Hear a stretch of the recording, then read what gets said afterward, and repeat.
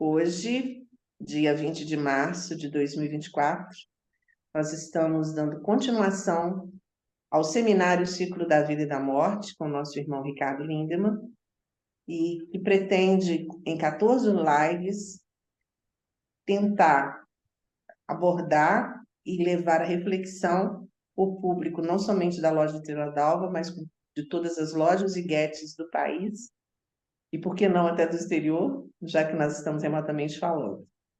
Eu vou pedir ao irmão Ricardo para introduzir como a prece, nesse momento, mais uma live do ano, um seminário que promete.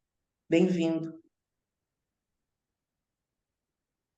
Sejam bem-vindos ao novo ano astrológico, que hoje começa no equinócio, em 20 de março de 2024, em gratidão e pela paz mundial. Acho que convém fazer uma breve meditação de abertura, com a coluna ereta, dentro do possível, sentados de forma confortável, de modo a ficar com a respiração livre, suave e profunda. Ó poderes do amor, nós vos prometemos nossa fidelidade, sabendo que somente o amor pode redimir o mundo. Nós invocamos vossa bênção sobre todos aqueles que se esforçam para servir. Nós invocamos vossa bênção sobre todos aqueles que têm de suportar sofrimento. Eles possam alegremente descobrir seu envolvimento em vosso amor, mesmo em meio à sua aflição. Nós invocamos vossa bênção sobre todos aqueles que intencionalmente infligem sofrimento. Eles possam ser movidos a retornar para vós e servir. Vamos irradiar luz, paz e saúde em todas as direções. Paz a todos os seres.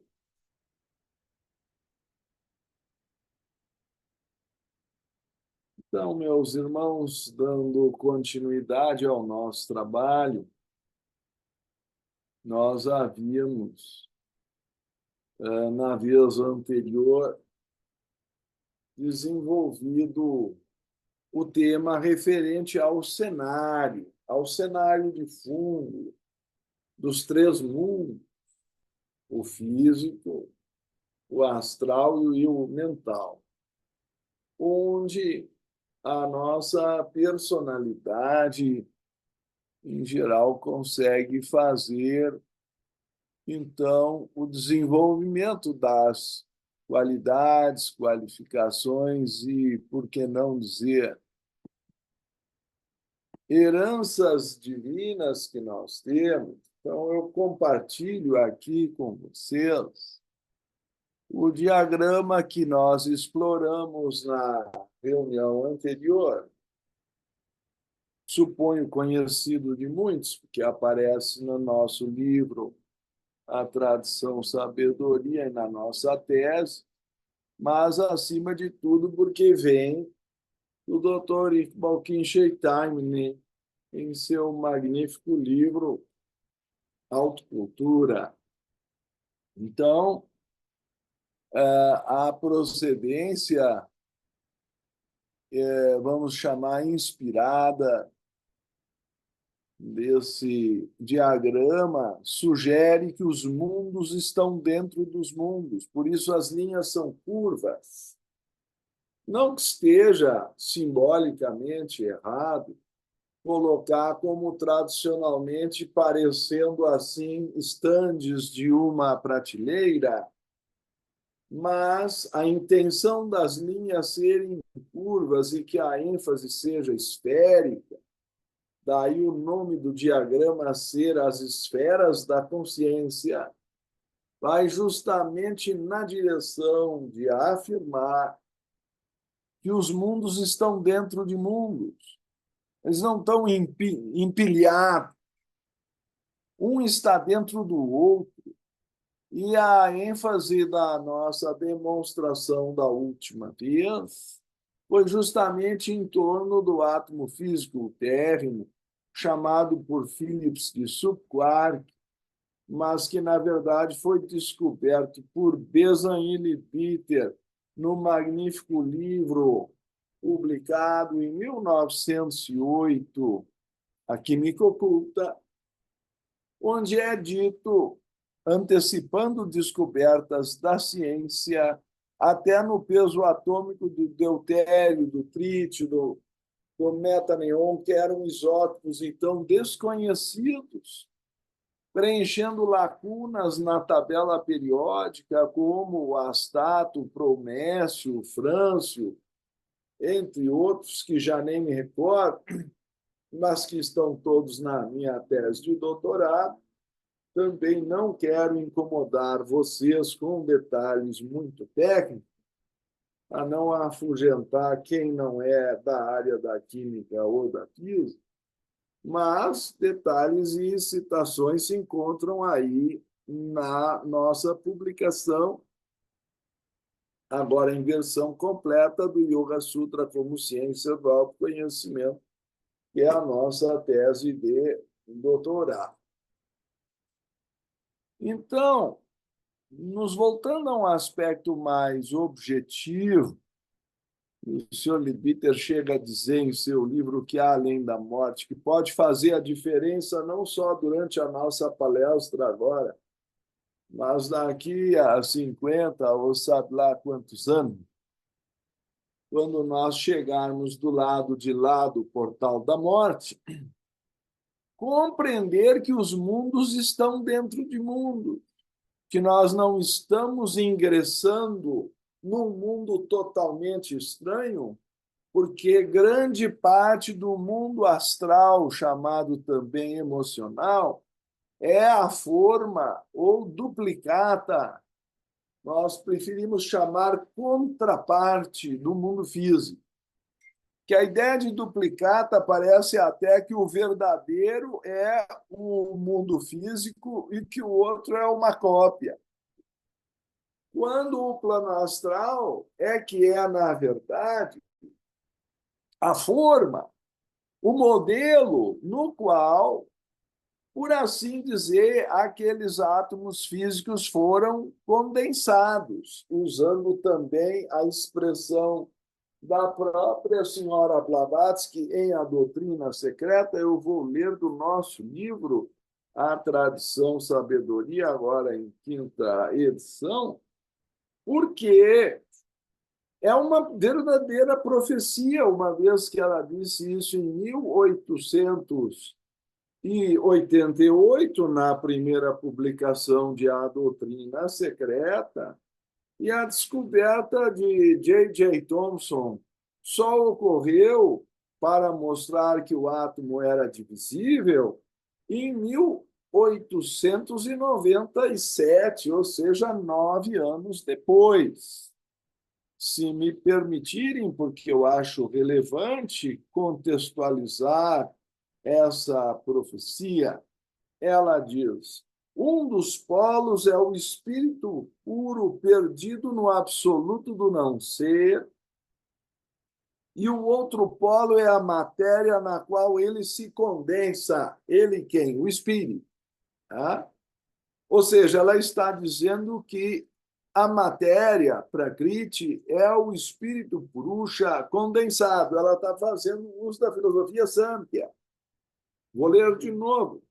Um dos polos é o espírito puro, perdido no absoluto do não ser, e o outro polo é a matéria na qual ele se condensa, cristalizando-se em tipos cada vez mais grosseiros à medida que desce na manifestação. Então, o espírito existe antes da matéria, ou pelo menos a forma existe antes, o modelo existe antes. do objeto condensado no mundo físico, que é uma cristalização daquele modelo ou daquela forma. Esse é o mesmo conceito de Platão, que primeiro o mundo existe nas ideias, no mundo das ideias, e que o mundo manifestado aqui embaixo, por condensação, para usar a expressão de Blavatsky, é um mundo de sombras, é um mundo menos real e menos duradouro, em todos os sentidos, submetido à transitoriedade da morte.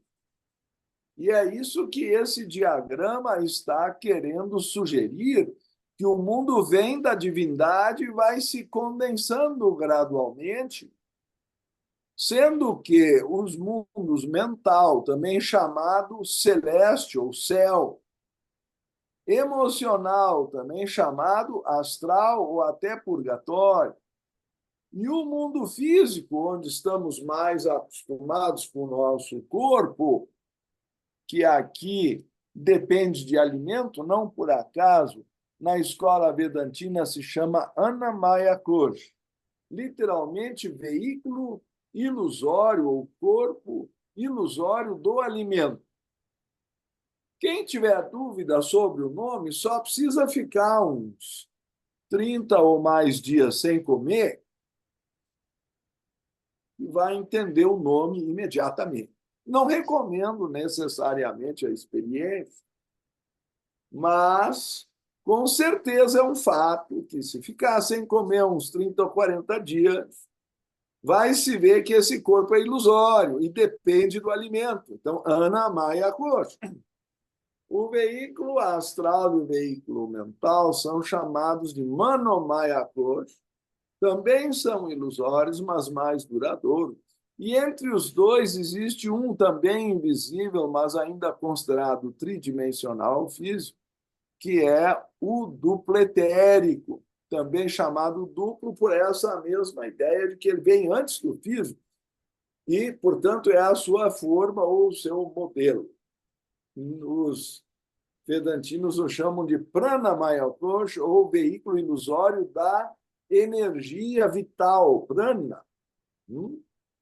Então, nesse espírito é que nós vamos entender o nascimento como uma condensação progressiva do espírito em camadas de vestimentas que ele vai assumindo nos mundos. Não sei se fica claro o diagrama aqui no arco da descida, até chegar ao E4, que é o corpo físico. Então, nós estamos falando do absoluto, dos três aspectos da divindade, às vezes chamados no cristianismo de Pai, Filho e Espírito Santo, ou no hinduísmo de Shiva, Vishnu e Brahma, ou na tradição egípcia de Osíris, Horus e Ísis. Não vamos entrar em todas as trindades aqui, não é o nosso objetivo chegar a pontos tão metafísicos, depois a mônada ou o espírito. A individualidade, chamada às vezes de alma, então tem Atma, Buddha e Manas, ou o aspecto de vontade, amor e sabedoria. E, por último, a parte mais densa e sombria, se eu posso assim chamar, na alusão da República de Platão, no livro sétimo da Caverna, nós vamos ter o mental, o astral, o etérico e o físico, o quaternário inferior, o quadrúpede, para fazer alusão ao próximo sábado de Aleluia e ao respectivo domingo de Ramos, onde se supõe que, segundo a tradição cristã, o Cristo entrou sobre um quadrúpede na cidade sagrada de Jerusalém. Então, esse simbolismo de que a alma fica em cima do quaternário, que o quadrúpede tem quatro patas, como a referência aos quatro lados da pirâmide, sobre o qual se coloca o triângulo de vontade, amor, sabedoria, apontando ao vértice divino, aí o Amona, é a correspondência simbólica da pirâmide egípcia dentro da tradição judaica. E assim nós vamos ter também o centauro sagitariano na tradição greco-romana e no zodíaco, porque o centauro é um quadrúpede da cintura para baixo, é um arqueiro que flete um arco triangular, quando fletido, apontando o vértice divino. Então, de novo, 4, 3, 1. Tá? Aquele simbolismo vai se repetindo. Não quero entrar em delongas simbólicas, mas isso sim, vou ler a passagem de Blavatsky no que tange à descoberta do átomo ser assim separável ou fraturável, ou se vocês quiserem, apenas divisível. Até o ano de 1897, escreveu Blavatsky, dar-se-á um grande rasgão no véu da natureza, e a ciência materialista receberá um golpe mortal no dia em que a descoberta da matéria radiante do Sr. Crookes conduzir a um estudo mais completo sobre a verdadeira origem da luz, revolucionando todas as teorias atuais. Essa é uma legítima profecia de Blavatsky, na Doutrina Secreta, que em português foi publicada pela editora Pensamento, citei volume 2, páginas 324 e 333, e gostaria, assim, e também anteriormente, página 191, e gostaria, assim, de contextualizar com o meu comentário. É um fato histórico que J.J. Thomson descobriu o elétron e, portanto, demonstrou a divisibilidade do átomo, porque a palavra átomo quer dizer literalmente indivisível, para a total surpresa do ceticismo científico da época, a partir dos estudos das descargas elétricas em alto vácuo no tubo de Crookes, exatamente no ano de 1897, ou seja, 6 anos depois da morte da autora da profecia. E 9 anos depois da sua publicação na Doutrina Secreta. Eu acho isso uma coisa extraordinária, da qual se dá pouco destaque, porque uma coisa é dizer que vai haver uma descoberta, outra coisa é dizer dos tubos de Crookes, que são os bisavós da nossa televisão ainda com tubo. O pessoal da televisão aí de tela plana não imagina direito o que era aquele formigueiro quando a gente ligava a televisão de canhão eletrônico baseada no tubo de Crookes, né? Aí aparecia um ponto só. Também quando desligava, ia tudo, voltava para o ponto inicial do canhão, depois a distribuição dos elétrons. Aquele foi o experimento original que gerou toda a descoberta da divisibilidade do átomo, que abriu o portal, imaginem, da mecânica quântica, que enquanto se supunha que o elétron, aliás, que o átomo era indivisível, claro que o elétron era desconhecido, e, portanto, se pretendia que eram uns tijolinhos lá que ocupavam o espaço. E hoje nós falamos em orbitais de probabilidade de encontrar o elétron, porque com a equação de Heisenberg e o princípio da incerteza, quando se tem a massa, não se sabe o momento ou a sua posição, e vice-versa.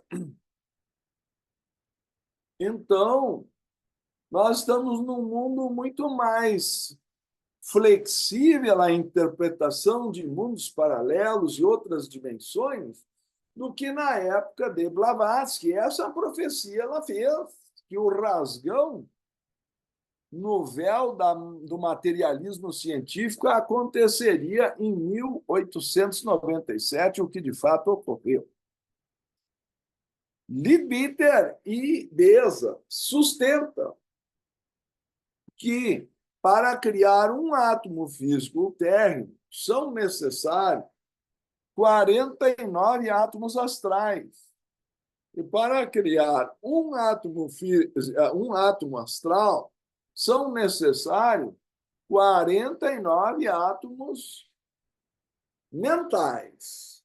E para criar um átomo mental, são necessários 49 átomos intuicionais ou búdicos. Não sei se com isso eu consigo traduzir a ideia de que um mundo está dentro do outro e justificar as linhas curvas, de tal modo que a nossa primeira experiência na escola da vida é o corpo físico, as emoções e os pensamentos, o corpo astral e o corpo mental. Isso é chamado personalidade. No teatro greco-romano, personos, de onde vem o som, certo? É a máscara que era usada para caracterizar o papel que o ator estava representando. Quem é o ator? É a alma ou o eu superior. São aí o D1, D2, D3, o veículo átomo búdico e manásico causal, manásico superior, chamados também de vontade, amor, sabedoria ou inteligência espiritual. Esta individualidade é imortal, mas a mônada é eterna, portanto, incriada, fora do tempo. A individualidade ainda evolui. Falar em evolução espiritual é um contrassenso, porque o espírito está fora do tempo e não pode haver mudança nele, não há mudança nem sombra de variação, como diz a Escritura Sagrada. Então, nós usamos esses termos dessa maneira mais solta ou descompromissada, mas evolução espiritual é um contrassenso. O que evolui é a alma. E a personalidade é um instrumento de aprendizagem. E nós estamos aqui, como a ideia da Katha Upanishad, saiba que o ser é o passageiro, o corpo é a carruagem, que o intelecto é o cocheiro e a mente as rédeas, os sentidos, diz o sábio, são os cavalos, as estradas que percorrem são os labirintos do desejo. Então, é preciso compreender, no mínimo, que nós temos aqui 7 ingredientes. É um comboio, certo? Grande problema do ser humano é não compreender que ele é complexo e que as vontades entre as partes são diferenciadas e entram em conflito. Se eu fosse um ser monolítico, eu não poderia ter contradições. O simples fato de uma parte de mim querer uma coisa e outra parte de mim querer outra, ou se vocês quiserem que eu cite o nosso grande poeta português geminiano, Fernando Pessoa, descrevendo esta contradição na nossa língua de forma impecável, ele diz assim: eis que descobri que estava perdido dentro de mim mesmo, pois que eu era labirinto. Pois que eu era labirinto. Então, nós estamos confusos, porque uma parte puxa para um lado, outra parte puxa para o outro, o físico quer uma coisa, o emocional quer uma segunda, mental quer uma terceira, daqui a pouco adoecemos, somatizamos, entramos em crise, outros surtam, são internados. Como é possível? Porque eles têm vontades em conflito. Quem não compreender isso, me perdoem, não compreendeu nada do ser humano. Quem não compreendeu a contradição humana não ingressou no caminho do autoconhecimento. O caminho do autoconhecimento começa quando nós começamos a estudar as partes componentes do nosso ser. Qualquer psicólogo vai dizer para vocês que nós temos o consciente, o inconsciente. Aliás, eu vou dar uma palestra sexta-feira, 19 horas, sobre o inconsciente segundo a tradição do yoga, que eu considero imperdível, particularmente porque é gratuito e versa sobre a tradição de Patanjali na sua fonte. Vão talvez me acusar de anacronismo, mas isso é o de menos de todas as acusações que já me fizeram, de tentar comparar um conceito de Jung e Freud, de inconsciente, com os conceitos da memória, de Smriti, Samskara e, por que não, os desejos na sua forma sutil de Vassana, que são os verdadeiros impedimentos para a plena consumação da meditação. Mas quem tentou meditar uma vez na vida, descobriu que a gente quer pôr a mente num lugar, ela vai para o outro. Isso é a prova do que eu estou dizendo, sem todo esse discurso. Nem sei como é que vocês aguentaram eu falar meia hora de uma coisa tão óbvia, de que a mente vai para um lugar que a gente não quer e que a gente nem sempre consegue botar ela onde a gente quer. Quem sabe eu torno isso mais óbvio ainda. O mesmo vale para as nossas emoções. Por que que, em geral, mamãe e papai resolvem trazer o cônjuge ideal, nem que seja na concepção deles, né? E recomendar que a gente namore a fulana ou que o moço não é, arranje lá uma companheira ou vice-versa, segundo os padrões que seriam talvez os mais tradicionais e recomendáveis na visão familiar, e a gente tende a se apaixonar pela pessoa que não corresponde aos padrões, frequentemente contrariando o que os pais desejariam, simplesmente porque eu não sou dono das minhas paixões. Elas vão para um lugar que, às vezes, é muito inconveniente e me produzem grande conflito e sofrimento. Preciso lembrar da adolescência de vocês, frequentemente se apaixonando por quem não merecia e que ainda fez, como se usa a expressão popular, gato e sapato, sofrimento, rejeição por pessoas, às vezes, totalmente imaturas. Eu ontem ainda estava assistindo um filme aí do CSI Miami, vocês conhecem essa série. Aí o moço acaba, depois de 20, 30 anos, num reencontro de alunos, ex-alunos do colégio, se vingando, eu não vou também ser o spoiler, mas acaba dando um assassinato lá por causa de um bullying, um bullying na adolescência.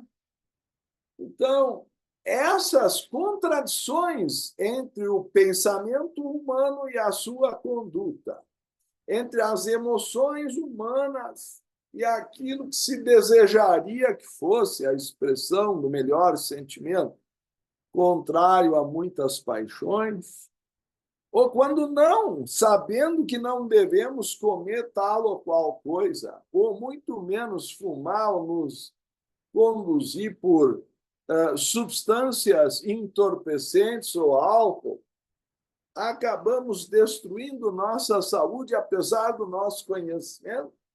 É o que dizia o grande ambientalista lá no Sul, o Lutzenberg, que a saúde que nós temos é aquela que ainda não conseguimos destruir. Olha que frase! Né? Ele comparava o meio ambiente ao redor com o ser humano como um microcosmo. Então, a sua contradição estava aí, que ele queria salvar o meio ambiente, mas não cuidava nem da sua própria saúde. Eu assisti quanta gente carregando plaquinha contra a poluição da borregada com um cigarro no canto da boca. É uma miniatura justamente da chaminé que estava fazendo a poluição na cidade e estava se matando da mesma forma. Então, se eu estou em contradição, é porque eu não conheço a mim mesmo.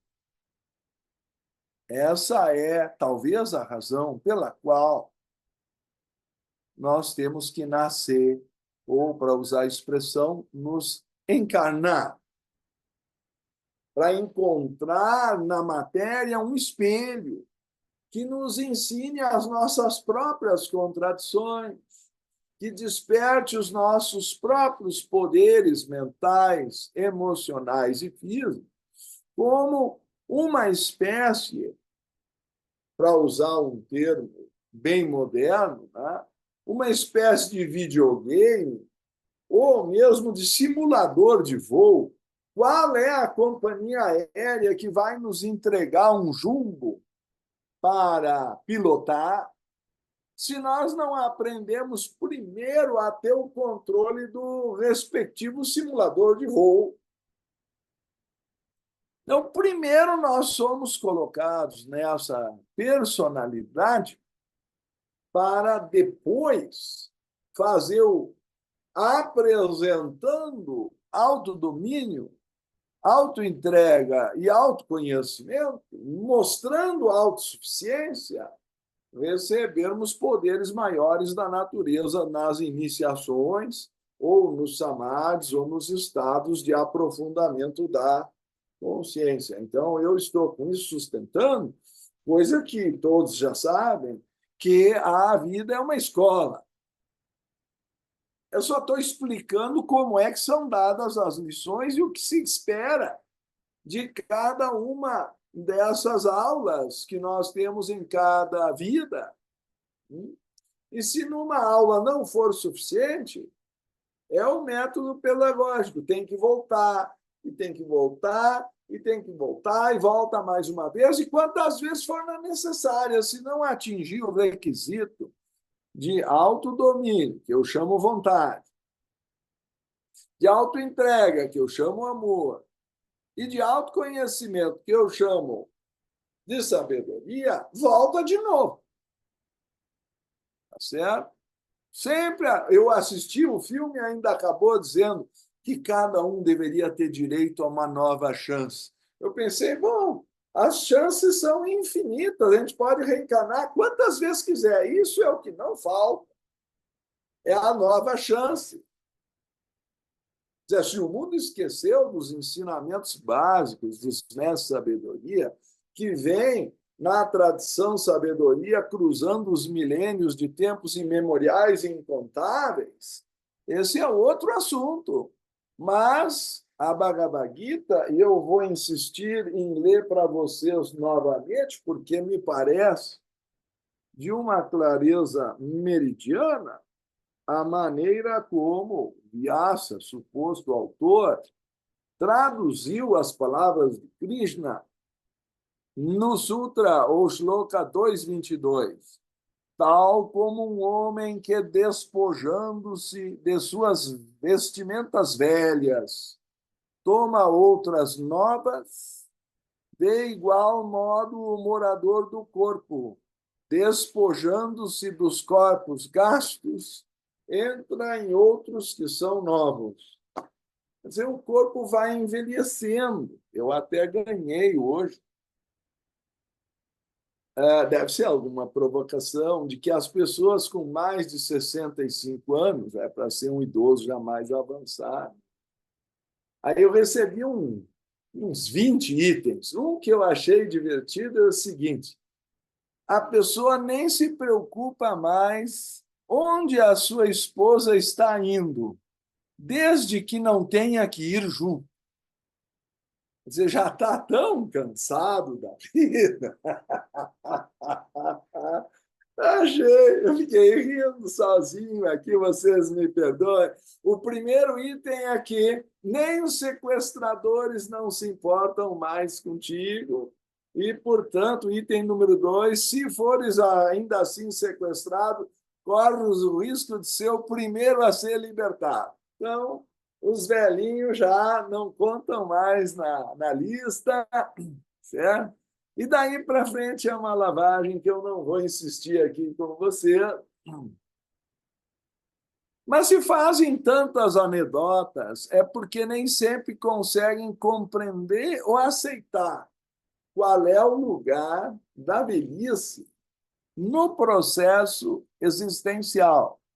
E então, feita essa consideração preliminar, eu gostaria de eventualmente voltar a um diagrama que nós também tratamos da última vez, que é o do ciclo da vida e da morte.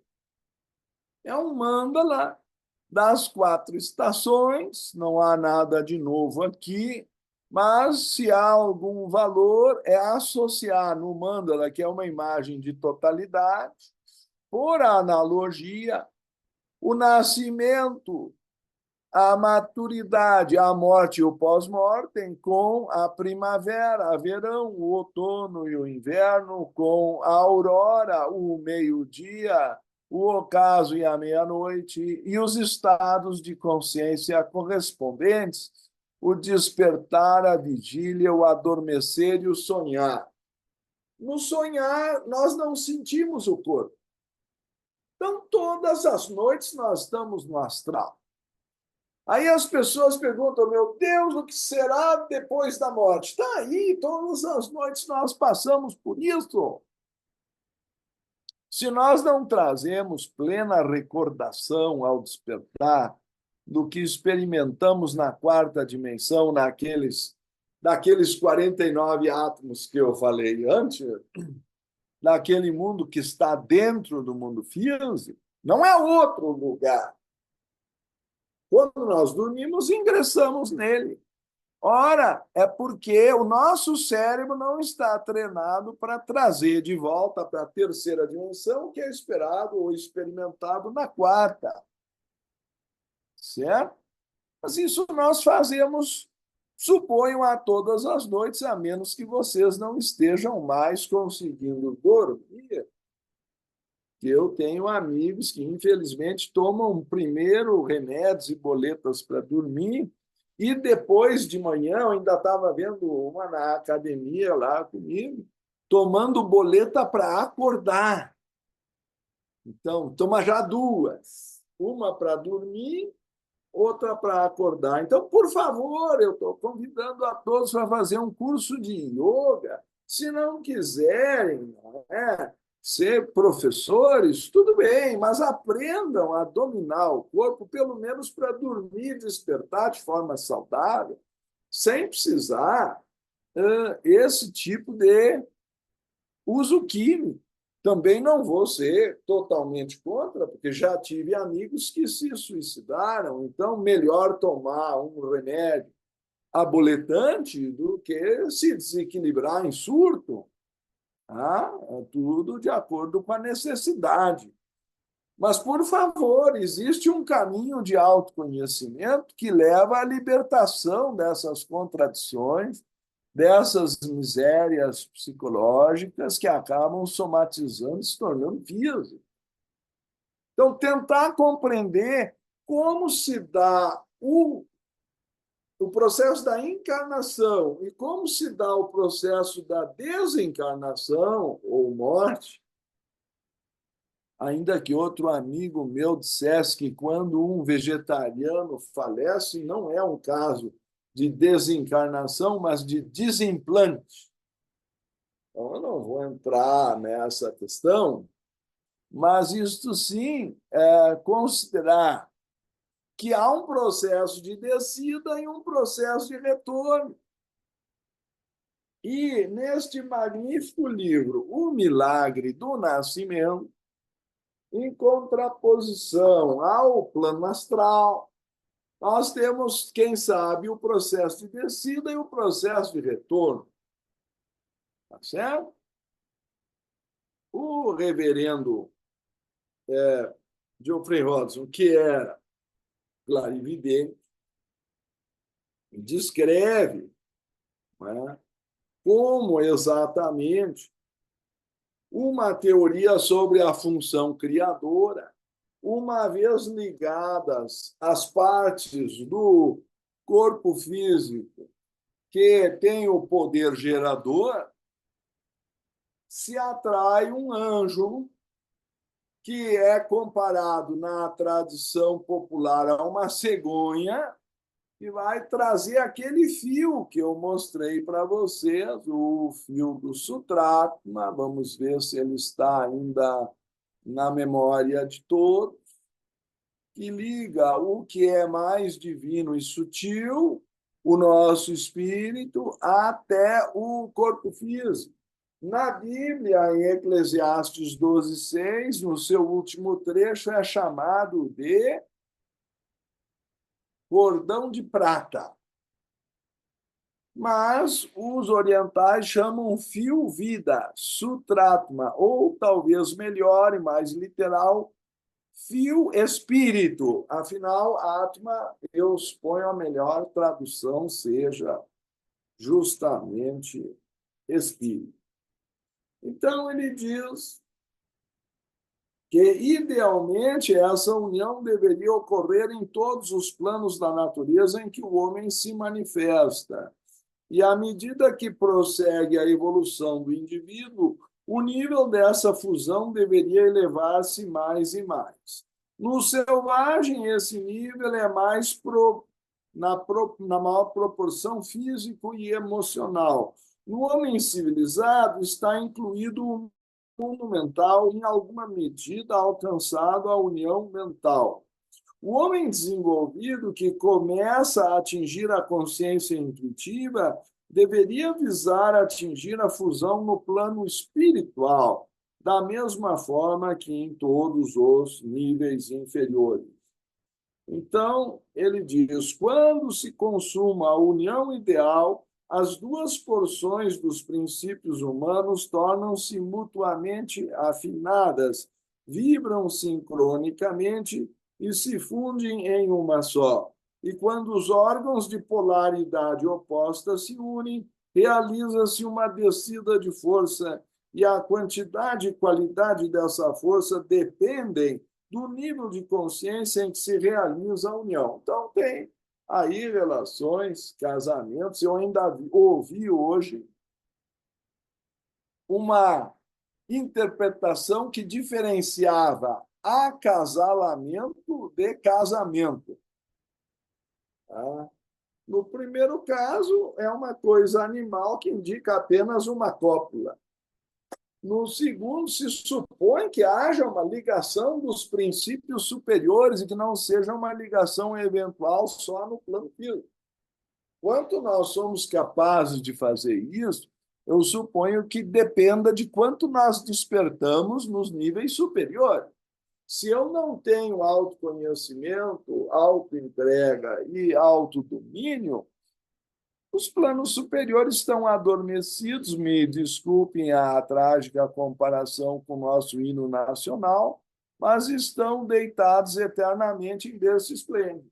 Então, aquela parte da alma está adormecida. Nós vamos reagir apenas como animais no plano físico. Mas, se houver uma invocação de níveis superiores, a qualidade do ser que vai descer tem maior chance de trazer um karma positivo e uma condição evolutiva favorável para a encarnação que começa.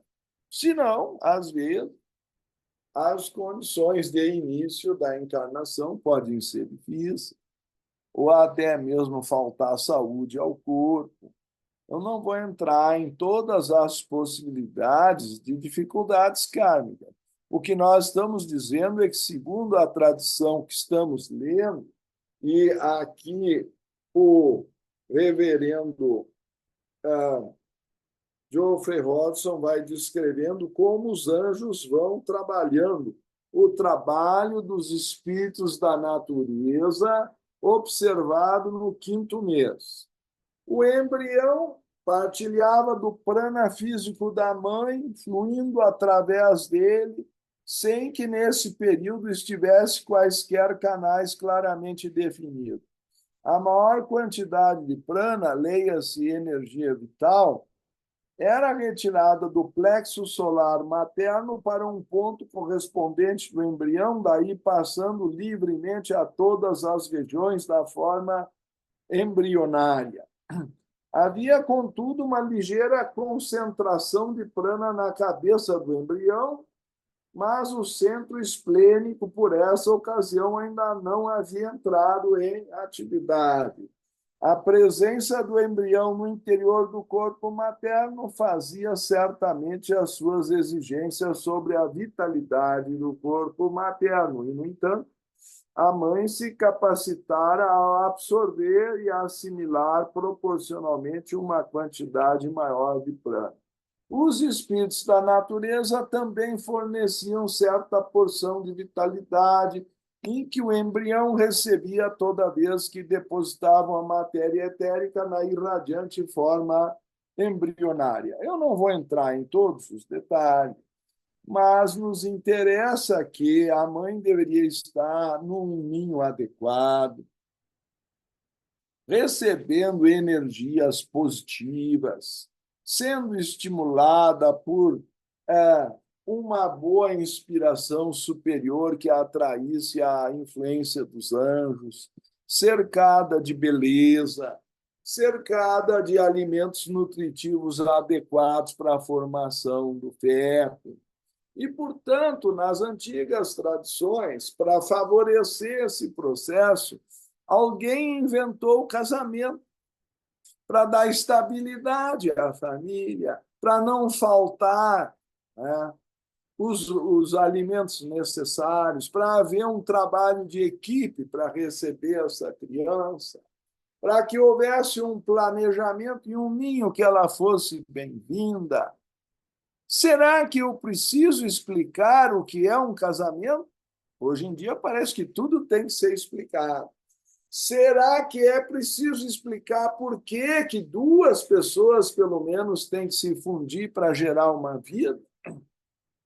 Para que, enquanto uma esteja eventualmente fragilizada pelo processo do parto, a outra se comprometa em ajudar. Mas se não são feitos os compromissos antes da gravidez e do casamento, quem me garante que condições essa criança vai ter de progredir nesse mundo? Eu assisti, não sei se sempre me repito o mesmo exemplo, é o que a minha esposa diz, mas para mim não sai da minha memória, quem sabe pode ser útil para vocês também, porque me impactou muito ver o nascimento de uma girafinha na GNT.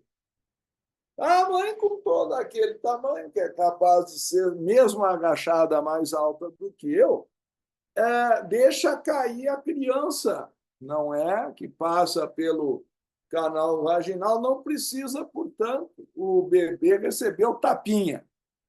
E já caiu pelo menos de 1,5 m, plof. Só que, misteriosamente, daqui a uma meia hora, trêmula ou não, a girafinha está de pé. E nós levamos 1 ano para aprender a caminhar. Eu estou exagerando? Então, se vier o leão, a girafinha corre junto com a mãe, mal ou bem, e a mãe dá uma despistada no leão. Mas se fosse o nosso caso, quem é que ia nos salvar? Uma criança humana é totalmente vulnerável, por isso o Dalai Lama sustentou, e eu aplaudo. Também não consigo esquecer a palestra que ele deu na Sociedade Teosófica em Varanasi, quando eu estava no centenário da morte de Blavatsky, 1891, nas margens do rio Ganges, lá em Kamatya, assistindo o Dalai Lama, quando o conheci. Ele simplesmente nos disse: somos todos frutos da compaixão. E sem a compaixão, a humanidade se extingue. Se o ser humano esqueceu qual é a sua origem, isso é outro assunto. É até triste que ele vá gerar depois a guerra, isso e aquilo, mas aí é falta de autoconhecimento. Mas o fato óbvio É que se nós estamos aqui hoje, alguém fez papel de mãe, pai, para que, porque a menos que seja o menino Mogli, ainda teve os lobos, ou então o Tarzan com os gorilas, porque alguém tem que proteger a criança até ela aprender a caminhar e ser autossuficiente. Isso leva muitos anos. Então nós somos frutos da compaixão e devemos ter gratidão, senão não teríamos chegado aqui para assistir essa palestra hoje. Essa é uma realidade que deveria ser óbvia, mas que os tempos modernos parece que estão esquecendo. Então, todas as condições para favorecer e os compromissos assumidos previamente para garantir as condições de recepção adequadas da criança foram sugeridos por Krishna, por Buda, por Cristo. Não é um problema só de uma religião. A questão do matrimônio não é invenção de uma única pessoa. E eu estou justificando, do ponto de vista oculto, que são laços kármicos que são criados para receber aquele ser que vem de forma absolutamente frágil. Eu vou compartilhar com vocês a minha fraqueza quando botaram a minha filha nos meus braços pela primeira vez. Já foi muito emocionante para mim ver ela abrir os olhos para mim pela primeira vez. Porque, por circunstâncias kármicas outras, ela foi retirada do ventre da mãe por cesariana, colocada numa espécie de bandeja, aí começam a tirar os fluidos, esse e aqui, e eu estava ali, é claro, corujão, olhando, e a primeira pessoa que ela viu fui eu. Então, conforme aquelas brincadeiras que fazem, de que até tem no filme esse dos dinossauros, né? Que o primeiro que o dinossauro vê, ele acha que é a mãe quando sai do ovo, eu digo a ela que eu sou a mãe barbuda, porque fui a primeira criatura que ela viu.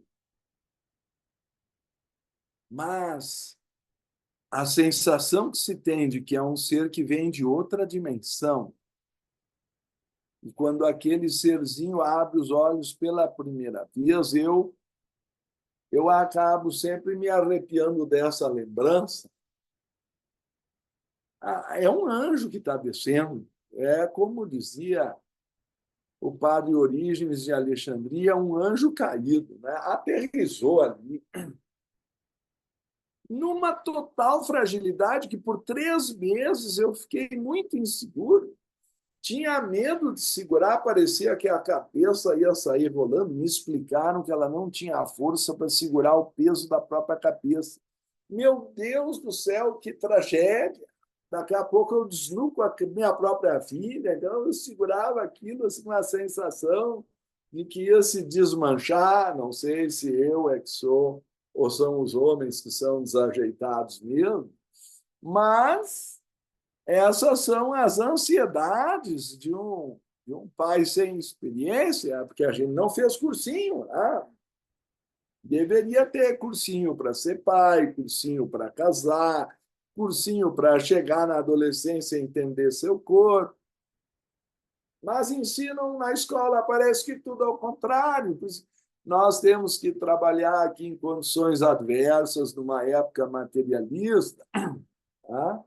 Que nem sequer admite que vai sobreviver a algo depois da morte, portanto, não vai entender o que acontece antes do nascimento. É uma consequência natural. Então, o que acontece? Aquele ser que, segundo a Anibesa, no seu magnífico livro, que eu também já sugeri a vocês, A Vida do Homem em Três Mundos, ela diz que o homem engravida antes da mulher pela respiração, pelo que bebe ou pelo que come, sendo, então, talvez a forma como o átomo permanente entra no organismo, se liga àquele aquele espermatozoide que vai fazer o gol, porque você sabe que saem correndo juntos lá, não sei quantos milhares ou milhões, e um faz o gol. Segundo a tradição oriental que eu acabei de citar, é porque aquele está energizado com um prana extra do sutrato, que o anjo já ligou por razões kármicas de sintonia vibratória com o átomo permanente das encarnações anteriores. Porque um átomo fica de uma vida para outra para encaixar na próxima. É o plug, é o pendrive com toda a informação para dar continuidade na próxima vida. E em torno do átomo permanente astral e também mental, respectiva molécula, por sintonia vibratória, vão se criando, então, campos magnéticos que atraem da essência elemental de cada plano as respostas vibratórias às tendências de emoção e pensamento, respectivamente, do astral e do mental, que aquele átomo costumava vibrar em vidas anteriores. Então, não é um processo aleatório, é uma continuação. Se vocês lerem a carta dos Mahatmas, o mestre chega a dizer que pode ser comparado a um relógio que parou, mas que isso do tempo, ó, vocês que são jovens nem conhecem essas coisas, do tempo que se tinha que dar corda no relógio, senão ele parar. Hoje em dia são capazes de brigar com a gente para dizer que isso é uma mentira. Mas se dava corda no relógio, olha ali, o Wilson está lembrando. E se esquecesse, depois tinha aquela desculpa, o relógio parou. Essa era a desculpa predileta, quando perdia o compromisso. Mas o fato que vocês talvez não lembrem Wilson, se tu quer falar, tu tem que ligar o microfone.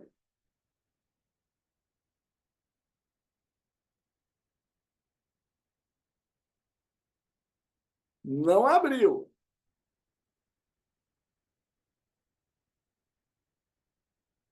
Aí o mestre dizia... Viu, Ricardo? Agora sim. Viu, Ricardo? Eu só queria aproveitar essa oportunidade para citar um relógio que eu estou mandando para o relojoeiro agora pela terceira ou quarta vez nesse último século, que está comigo desde que eu casei, há 60 anos atrás, 61, e foi um relógio que foi da avó da minha esposa, da nossa irmã Jaci. Ela ficou comigo, sabe? Tinha ficado com a tia dela, com a tia Beatriz, e agora está sob meus cuidados. Eu já reformei ele umas 3 ou 4 vezes, e agora caiu até a tampa dele, quebrou o vidro. Esse relógio, Seria a Jaci Montenegro? não, Jaci, minha esposa, Oliveira Viana. Tá. Não, eu estou confundindo com outro mesmo. Tu falaste da avó, eu pensei que a avó se chamava Jaci. Não, a avó dela chamava Dona Maria. Tá Espanhol. bem, tá bem. Esse relógio, Ricardo, esse relógio veio da Espanha há quase 100 anos. Ficou na família, agora está na minha mão. Eu fiquei o tutor dele. E esse relógio tem que dar corda no mínimo uma vez por semana. E é uma corda, duríssima, viu? Olha, mas ele bate. Antigamente, logo quando há uns 60 anos atrás, ele batia a cada 15 minutos. Agora, depois passou a bater cada meia hora e agora bate só na hora certa. Mas é Já esse. está que nem eu, então. Tá certo. É esse de dar corda, viu, Ricardo? Foi só uma lembrança, viu, Ricardo? Muito bem, muito bem. Gostei da lembrança. Mas, em suma, o que eu queria compartilhar é que o mestre diz que a retomada de uma nova encarnação parte exatamente da posição dos ponteiros em que o relógio parou. É como dar corda num relógio que tinha parado. Tá? A única diferença, mas essa é uma diferença que eu pediria que todos prestassem atenção.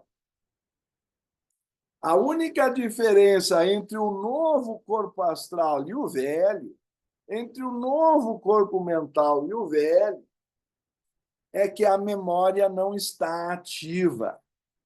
Existe samskara, mas não existe smriti. Existe memória remota no átomo permanente, criptomemória, mas não existe memória ativa, memória RAM, se vocês quiserem, em atividade na consciência. Qual é a vantagem disso? Alguém não tinha dito que a pessoa deveria ter uma nova chance? Cada encarnação é uma chance de começar uma nova vida sem os vícios da anterior estarem estabelecidos. Nós temos a chance de começar com a memória zerada, no reset. É por isso que é necessária a descontinuidade da memória dos veículos inferiores como parte do processo instrutivo da reencarnação. Porque senão eu viria já nascido viciado, com todos os vícios da vida anterior. Essa é a boa notícia. Aquela notícia não tão boa é que, porque é o mesmo processo que está apenas continuando, o átomo permanente atrai os mesmos tipos de vibrações do último corpo astral, do último corpo mental, por ressonância. E então as tendências aos mesmos vícios estão ali. Mas são tendências, elas não são vícios estruturados. Quantos atores de Hollywood que conquistaram a fama, o mundo e o dinheiro estão em clínicas de reabilitação para tentar se libertar do buraco que entraram com toda a riqueza e fama, em vícios e álcool e drogas de todos os tipos, e nós temos a chance de retomar o mundo, uma segunda chance, uma enésima chance, sem nenhum vício estabelecido.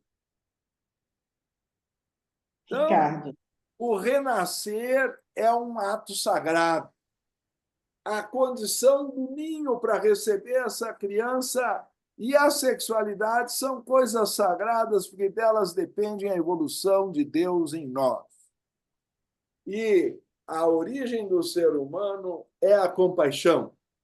E disso nós não podemos esquecer, senão se extinguirá a humanidade. Ricardo, posso falar uma coisa rapidinho? Pois não? rapidinho, Rápido. Primeiro, uma boa noite a todos. É que, algum tempo atrás, você falou sobre a luta entre mente e corpo, a dificuldade de se controlar a mente. E aí eu fui buscar nos alfarrábios eletrônicos aqui, na Vida Espiritual de Annie Besant, página 33, né? Em que ela diz: o grito místico do cristão: encontro uma lei nos meus membros, guerreando contra a lei da minha mente, mostrando uma guerra e uma luta interior. Agora, quando a gente vai no plano astral, agora mudando o livro, falando sobre o assunto em tela realmente, que é a reencarnação, né? E ele fala que, segundo a doutrina secreta, né, as grandes divindades kármicas do cosmos, denominadas lipicas, ainda estou pesquisando isso ainda, pesam as Muito bem, ações, são os escribas. pesam as ações de cada personalidade quando, no fim da vida astral, se realiza a separação final dos seus princípios, fornecendo um molde para um duplo etérico apropriado ao karma previsto para o próximo nascimento físico dessa personalidade. Então, achei interessante isso, porque existem agentes responsáveis por garantir a execução desse karma, adequado a cada encarnação, né? E ainda continua que, mas são os devarajas, os Devarajas. senhores dos elementos, que combinam as proporções convenientes de tais elementos, de modo a realizar rigorosamente as intenções dos lipitas. Então, está no livro Plano Astral. Eu achei que era o caso comentar Com porque certeza. Então, aqueles 4 elementos que nós citamos, Luiz, Uhum. eles têm os 4 senhores, ou Devarajas. Raja quer dizer rei. São os reis dos anjos e representam os 4 elementos. Dhritarashtra é o senhor do ar, Virudaka é o senhor da água, Virupakasha é o senhor do fogo e Kuvera é o senhor da terra. Essa é a tradição da Índia, é a tradição hinduísta, como vocês encontram nos Vedas. Então, esses 4 senhores, recebendo informação dos lipikas, que são aqueles olhos que aparecem na roda de Ezequiel, que são aqueles seres registradores, compiladores, os escribas, são símbolos das mitologias para simbolizar aqueles que são sensíveis à luz astral, para registrar e resultar num corpo duplo etérico, ou formador, ou plasmador, ou no modelo, no eidolon, para usar o termo usado por Platão, na imagem que será a estrutura do futuro corpo físico, nós chamamos então de duplo etérico, ou pranamaya kosha, o veículo do prana. Isso é criado por resultados kármicos e tem ponderações de elementos de fogo, ar, água e terra, como se vê na disposição dos planetas nos 4 elementos no mapa astral. Então, nós podemos, como diz a doutora Annie Besant, ler o karma maduro, ela diz na sabedoria antiga, no mapa astral por um astrólogo competente. A dificuldade é sempre encontrar esse último, mas, de qualquer maneira, está escrito nas estrelas, porque tem um processo de ressonância com a energia disponível em cada dia. Hoje entrou o signo de Áries, o pessoal que vem aí vem com fogo. Tá certo? Saiu da natureza de peixes do mês passado, meio devagar, quase parando, e agora vem rachando o pessoal de Áries entrando com outra tônica, mas é claro, aí tem o ascendente, o meio-céu, aí começam as ponderações dos elementos. Não vamos aqui desviar direto para uma leitura de mapa astral, mas há como ler essas acumulações dos 4 elementos na proporção do instante do nascimento de cada criatura. Não é um processo aleatório. Ele é um processo regido por leis kármicas, assim como a relação entre o esposo e a esposa tem linhas também de sinastria, nós chamamos de afinidade ou de repulsão, que vão resultar na felicidade ou em vários descaminhos que um casamento pode chegar, mergulhando no divórcio e outros acidentes de percurso, quando não acaba na delegacia em situações até trágicas. Mas deveria ser um momento de criar uma equipe para receber uma criança. Nós temos que lembrar a função de cada um desses eventos para que o cenário da vida não seja vazio, mas para que se cumpra o Dharma ou a missão de acordo com os karmas de todos os seres envolvidos. Nisso estamos todos tendo a oportunidade de crescer em autodomínio, em autoentrega, em autoconhecimento, ou, se preferirem, em vontade, amor e sabedoria. Ricardo, Muito obrigado. Sim. um momentinho. Eu vou pedir desculpas a todos e vou pedir que vocês permaneçam, mas nós temos agora uma celebração para fazer. Nós vamos prosseguir depois com as perguntas para Ricardo responder. Nós vamos aproveitar esse momento de celebração e de nascimento para entregarmos o diploma da Sociedade Teosófica ao nosso irmão, que estava em cirurgia e acabou de sair, parece, que é o doutor Tiago, que vai estar conosco. Nesse momento, eu gostaria de pedir que vocês respeitassem o momento que ele vai receber o diploma através do nosso irmão Ricardo Lindemann, que está com o diploma aí, eu acredito, eu te pedi para colocar aí pertinho, né, Ricardo? Para que possa, então, dar as boas-vindas à Sociedade Teosófica ao nosso irmão Tiago Ramalho, que está em Teresina, Piauí, nesse momento, e que vai estar pela quase algumas poucas vezes ele tem participado, porque ele não tem tempo, ele trabalha muito, parece-me que é um dínamo para trabalhar, e foi um momento escolhido para que nós pudéssemos comemorar com vocês todos aqui, e eu peço que vocês se mantenham presentes para que nós possamos dar as boas-vindas para esse irmão, cuja dificuldade de estar participando conosco na Sociedade Teosófica é hercúlea, mas é uma grata satisfação recebê-lo. Eu, como madrinha na Sociedade Teosófica, Estrela d'Alva, e Ricardo, como padrinho. Em seguida que ele recebeu o diploma, nós vamos prosseguir somente com as respostas às perguntas que foram feitas. Então, bem-vindo, nosso irmão Tiago. Nós vamos estar passando a palavra agora para o irmão padrinho Ricardo Lindemann. Bom, tu disseste que tem que estar à mão, mas está a 1.000 quilômetros, né? Como é que eu vou entregar? Nem estou vendo ele. Quem é que pode me botar ele aqui, por favor? Ele tá na tela aí. Não, Ele isso está aí com o pessoal tem da que TI aparecer ao meu lado. Ele lá. não está na tela, não. Mas ele está presente, Ricardo. Tá certo. Eu estou Ele pedindo está para quem está organizando o cenário aí. o pessoal da TI está Isso, com ele para agora eu auxiliá-lo. estou vendo o doutor Tiago Castro Ramalho. Seja bem-vindo. Aqui está a prova da seu ingresso como membro da Sociedade Teosófica e ou Fraternidade Universal.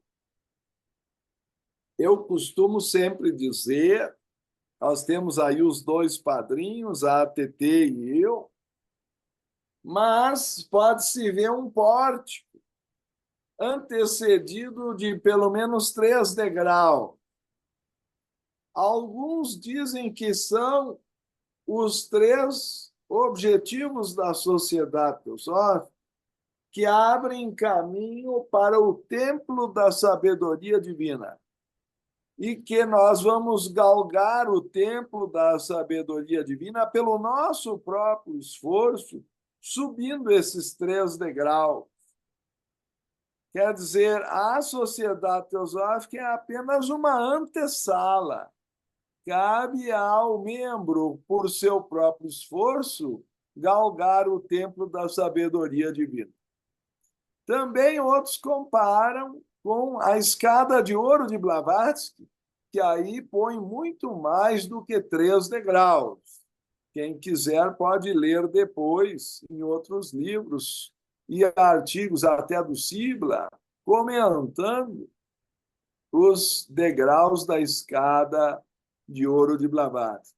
E outros acham, com uma interpretação talvez mais voltada ao caminho do autoconhecimento, que os 3 degraus são o corpo físico, o corpo astral e o corpo mental, do qual conversamos todo esse tempo hoje nessa palestra. Então, acompanha também esse momento um discurso de boas-vindas do presidente mundial da Sociedade Teosófica, o senhor Tim Boyd, tá? que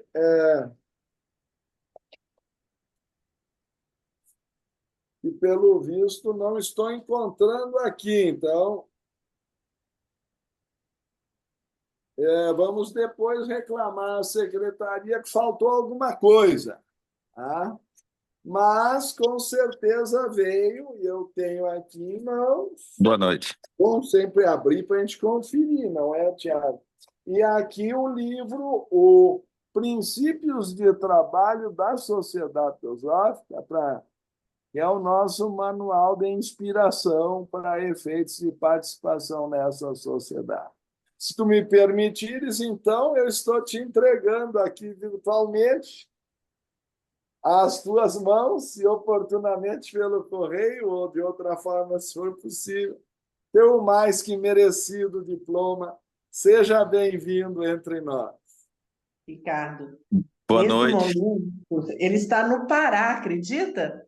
Ele está Boa- Agora operando está lá no no Pará. Pará, ele Bom, tu não queria está em falar comigo, mas Teresina. cada dia tu está em outro lugar, eu não Eles não consigo te têm, encontrar. eles têm como. Estão me ouvindo ou não? Então Sim, Sim. não. Ah, ô, bem-vindo. bem. Boa noite. Boa noite. Eu queria dizer umas duas palavras aqui. Primeiro, para mim é uma honra fazer parte do grupo da Estrela d'Alva. Eu acho que era o meu grupo e fui extremamente bem recebido pelo Ricardo primeiro. Depois a TT derramou todo o amor em cima e me fez muito feliz de ter os dois como padrinhos. Muito feliz Gratidão. mesmo. E queria dizer Bem-vindo. muito obrigado. E queria dizer minhas poucas palavras em cima da aula que eu acabei de assistir, onde o professor falou muito bem que onde o relógio para a hora, você para ali e você começa, quando você dá corda, ou seja, outra reencarnação, você começa dali. Então, se hoje fosse meu último dia, eu estaria hoje dentro da escola de teosofia, na próxima encarnação. Então, eu cheguei nela e não vou mais sair dela. Não vou mais sair dela. Seja Porque eu muito acho bem-vindo. Porque eu acho que o Thiago, senhor, com seu conhecimento, a TT com a Modela, os outros colegas que fazem parte, com todo, cada um com seu megapixels de inteligência que Deus deu, ou seja, a mim foi um dom a ambidestria e operar com as duas mãos e principalmente ter misericórdia daquele que me procura no seu momento mais difícil. Então, cada um da gente somando, eu acho que com a minha expertise também de fazer as coisas, eu tenho feito várias coisas no sentido de despertar as pessoas, porque nós aqui estamos aqui para nos melhorarmos e também melhorarmos o nosso próximo. E os conhecimentos que a sabedoria antiga traz mostra claramente que nós todos somos uno, nós somos uma coisa só. Então não adianta eu ser feliz dentro da minha casa, com tudo, com toda situação, com minhas coisas, se o meu próximo não está bem. Eu estou sendo hipócrita comigo mesmo.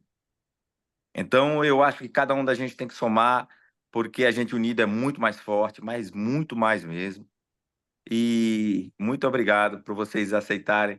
Minha vida realmente é corrida, mas se eu estou operando, eu estou ouvindo o professor Ricardo, estou ouvindo Fraternidade Branca, ou seja, eu estou estudando. Eu não estou. Como eu consigo conciliar muito bem a cirurgia com a escuta da aula, tem médico que opera ouvindo música, eu opero ouvindo a sabedoria.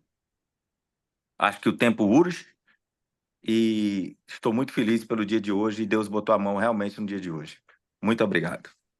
Tiago, eu gostaria, em nome da Loja Estrela d'Alva, de todos os presentes aqui, de dizer para você que, como você é um médico, que tem várias frentes, vários hospitais sob sua direção, eu peço agora que você seja abençoado pelos santos seres, para que as suas mãos nas cirurgias sejam abençoadas, para que as pessoas que passem por você, recebam as bênçãos e a cura necessária.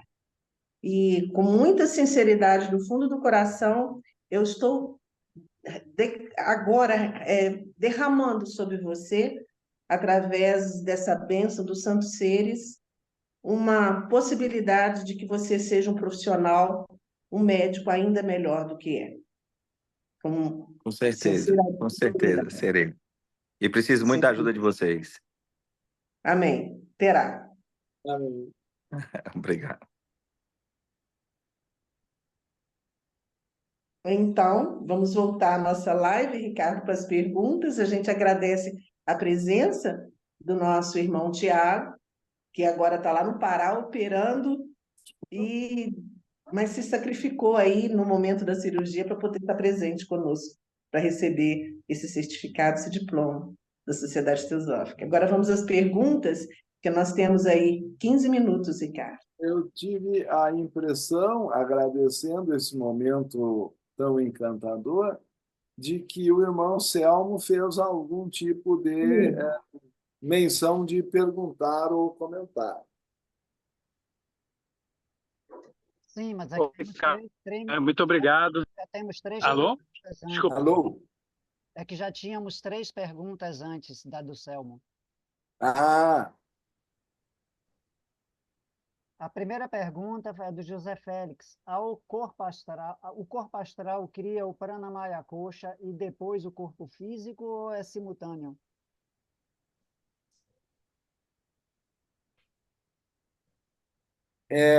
até onde eu entendi, o processo se dá até certo ponto por camadas, mas o duplo etérico não é formado diretamente pela condensação do corpo astral, mas por uma, como acho que o Luiz leu, uma interferência dos senhores do karma. É o único corpo em que, mais especificamente, os órgãos são estruturados, nós chamamos um organismo, a partir da intervenção dos senhores do karma, chamados, trabalhando em conjunto, os lipikas, que são os senhores do karma, os devarajas, seus executores. Certo? Então, genericamente, se costuma chamar, de forma simplificada, os senhores do karma a todo esse grupo de arcanjos, se vocês quiserem traduzir na linguagem cristã, que presidem os nascimentos ou criam as condições onde o duplo etérico é formado. E assim, o anjo apenas conecta as partes com o fio vida, com o sutratma, chamado parcialmente na Bíblia de cordão de prata. E como os outros dois corpos, naquele momento, o corpo mental e o astral, são apenas átomos ou moléculas permanentes, é por ressonância que eles atraem mais livremente a respectiva matéria no respectivo plano astral e mental. No físico, não. No físico, há uma intervenção. Então, vocês estão vendo, pela pequena leitura que eu fiz, eu vou ter que recomendar novamente a leitura do livro O Milagre do Nascimento, mas, na verdade, se nós fôssemos entrar em muitos detalhes aí, com certeza faltaria tempo para entender, por exemplo, o reino dos deuses, as gravuras que Geoffrey Hodgson põe também sobre os diferentes tipos de anjos e funções e elementais da natureza, que o Geoffrey diz que estão atuando até dentro do ventre da mãe, as salamandras, as sílfides. É todo um reino de seres. Aqui, uma salamandra, o deus montanhês. Aqui, Gandharvas, ou anjos de cura. Da música, me corrijo. Aqui é que é um Gandharva, anjo da música. Logo depois, um anjo róseo. Cada um tem sua especialidade vibratória. Aqui que estão os anjos de cura, que envolvem as pessoas, eventualmente nos hospitais ou merecedoras desse tipo de intervenção em seu favor. Claro, muito mais teria que ser dito. Eu só posso pedir escusas por ter falado tão pouco sobre um assunto tão grandioso, mas também os tempos humanos são tão corridos, então vamos ter que deixar alguma coisa, eu suponho, para a quarta-feira que vem, né? E as Mas, perguntas, Ricardo, somente. Pronto. por favor, então. Tem mais alguma? Como é que estamos no tempo? Aí vocês me conduzam, por favor. Vamos até às 19h40. Pode fazer mais uma resposta. Tá bom. A próxima Ricardo, qual pergunta, seria a próxima? Hã? a próxima pergunta é: qual a diferença entre o átomo físico térreo e um átomo normal? O átomo normal é geralmente traduzido, não faz muito, como constituído de prótons e elétrons, eventualmente de nêutrons. Os prótons e os nêutrons constituindo, então, segundo a concepção moderna, o núcleo, e os elétrons girando em torno desse núcleo para constituir o átomo. Mais recentemente, 1963, 64, foram descobertos progressivamente vários tipos de quarks. Os quarks, por sua vez, são subdivisões dos próprios prótons e nêutrons, sendo que o último foi descoberto, acho que no século XXI. São 6 tipos. Os mais comuns são os quarks up e os quarks down. Se vocês forem olhar, Leadbeater e Beza já tinham mencionado isso na concepção que eles manifestaram no livro A Química Oculta, certo? Eu não tenho aqui à mão nesse momento, poderíamos. Eu acho que eu até já mostrei na reunião anterior, mas eu tive a coragem ou ousadia de mostrá-los também na minha tese de doutorado, sendo que essa versão foi cortada depois, mas na versão completa a gente republicou nos átomos físicos ultérrimos, que tem a versão positiva e negativa, a página 285, e do átomo, o núcleo do átomo de hidrogênio, como era visto por Beza e Leadbeater, descrito com 18 desses átomos físicos ultérrimos, constituindo, assim, 3 quarks up e 3 quarks down. Não sei se vocês estão vendo que são 6 bolas maiores, constituídas cada uma de 3 átomos físicos ultérrimos menores, que o Phillips denomina, então, de subquarks, aqui na virada do século XIX para o século XX.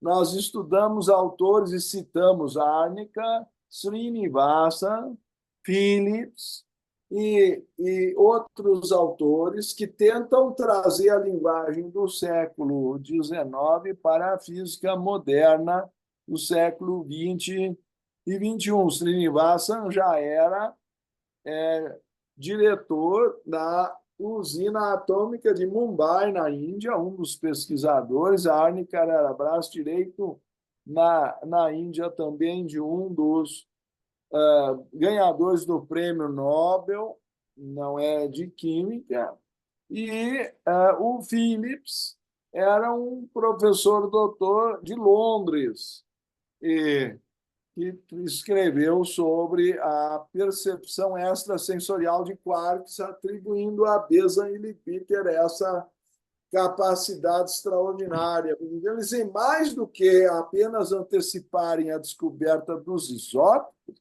eles descobriram em décadas de antecedência os quarks. E os subquarks até hoje não foram descobertos. Então, vamos ver se a ciência ainda chega lá para poder encontrar os átomos físicos ultérrimos, que são divisões dos quarks, segundo a visão atualizada de Phillips, a partir da química oculta de Beza e Leadbeater. Certo? Quer dizer que esfarela muito mais ainda do que já se descobriu. Vai subdividir mais ainda. Essa é a diferença entre o átomo hoje, que já se esfarelou em quarks, e o que virá para chegar ao átomo físico-térmico, que é uma subdivisão dos quarks.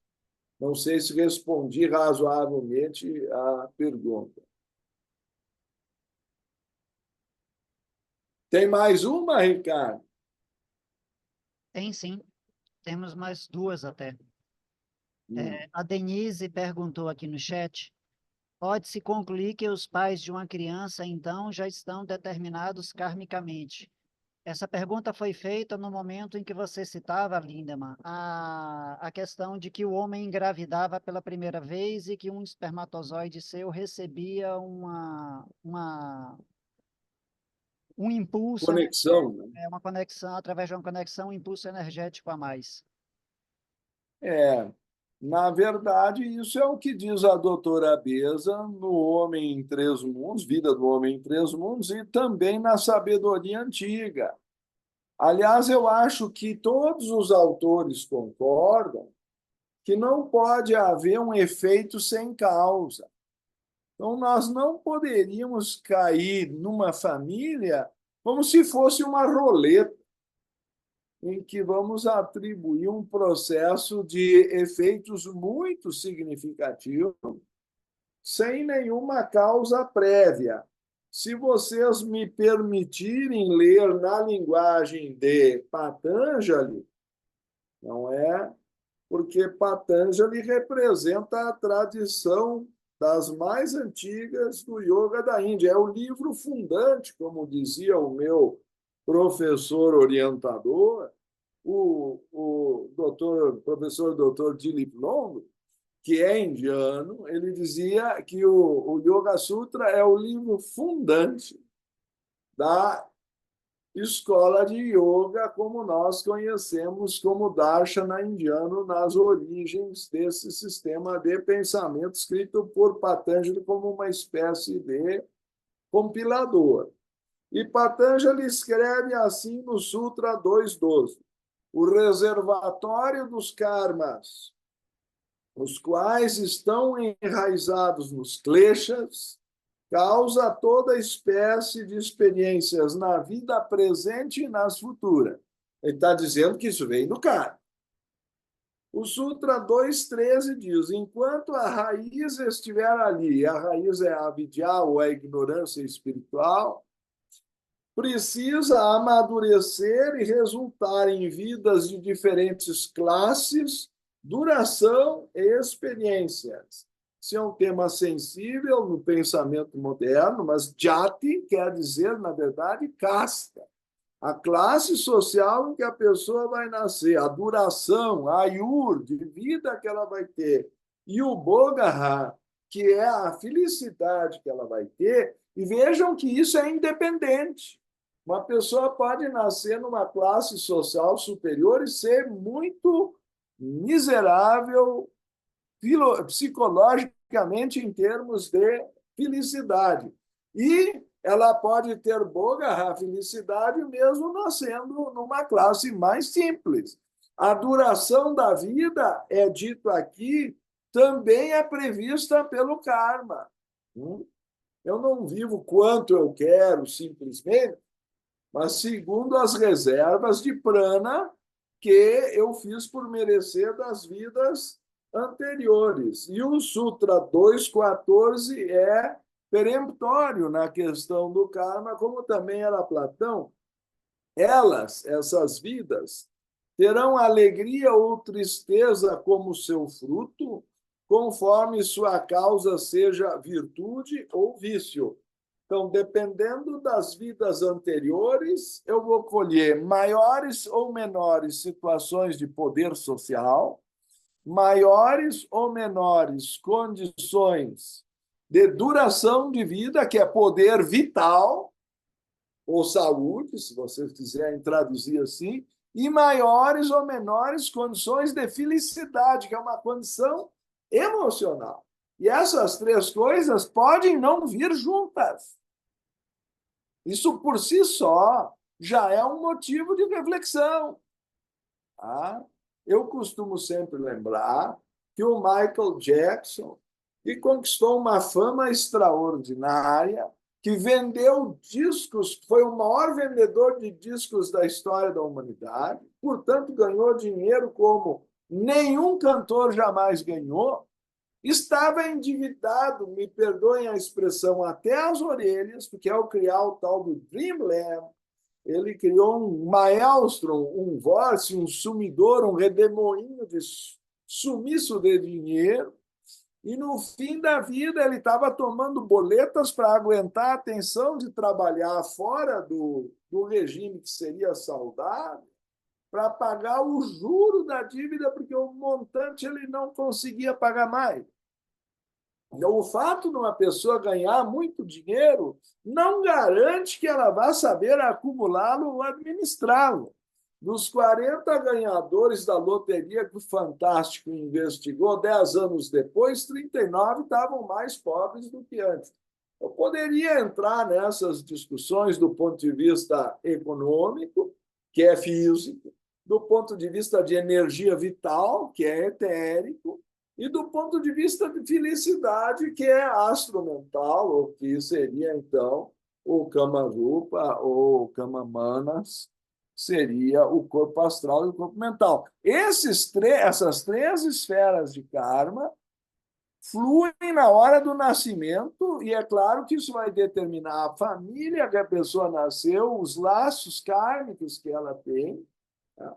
Podemos dedicar, com certeza, um item especial da nossa próxima reunião à questão dos laços kármicos que criam as condições de uma família ou do nascimento. Por exemplo, o livro de Gina Jadasa, A Teosofia Prática, capítulo 1, Teosofia na Família. Isso tem que ser lido.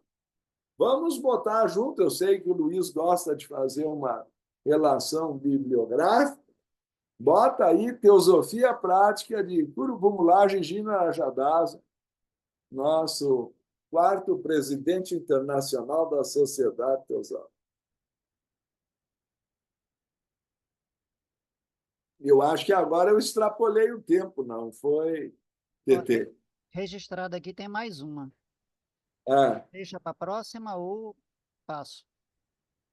Quem manda é a TT, eu só bato Não, continente. eu estou perguntando para ela. Tereza, você decide. Seu microfone está fechado, Tereza. Ficou o Selmo e ficou essa pessoa querida querendo ter a resposta respondida. Mas nós já estamos avançando muito do nosso horário, outras pessoas têm compromisso, eu vou convidá-los a participar conosco da próxima live e vocês vão ter prioridade às perguntas. Tá bem assim? Tá justo? Tá ótimo. As perguntas Eu estão proponho anotadas, eu vou começar com as repassar. perguntas, tá bem? Ok. E então a gente vai ficar assim, nós vamos estar juntos na próxima quarta-feira, no dia 27, às 18 horas. Gostaria de convidar o Dr. Tiago para estar conosco. Vai ser uma alegria, embora não vá receber o diploma, mas que esteja conosco participando do Aravante, bem como o irmão Silas, ok? Então vamos então fazer uma prece. Eu vou pedir ao Ricardo para conduzir. Sentar. Agradecendo a presença do nosso irmão e que as bênçãos dessa reunião seja para ele, para os pacientes dele, para os hospitais que ele possui. E vamos nos lembrar do nosso irmão que está em estado terminal, que é o irmão Félix, e o nosso irmão Felipe Costa Neto, que também está em fase terminal em Campo Grande, Mato Grosso.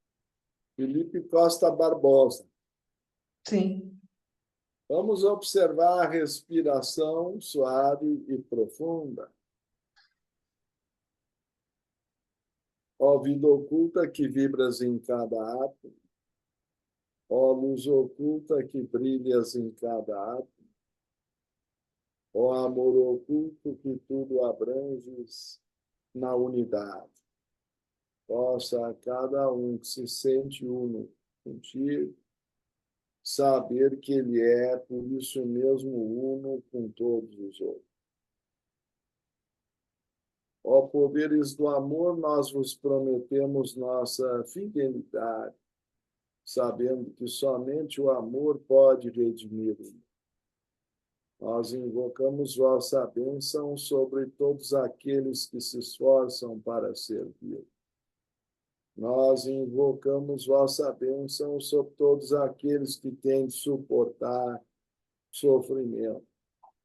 Então, em especial, a todos aqueles que recebem a cura pelo Dr. Tiago Castro Ramalho Castro, e também a todos aqueles que, de alguma forma,